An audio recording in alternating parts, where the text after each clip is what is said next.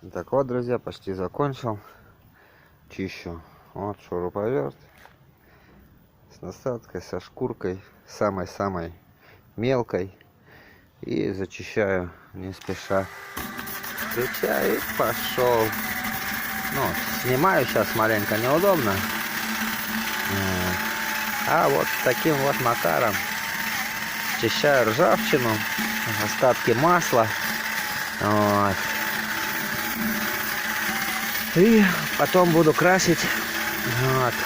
Выкладывать уже буду остаток. Ну, что получилось, какой результат у нас вышел по покраске. Вот, потом покажу, какой краской это делал. Так что вот так налаживаем потихоньку быт.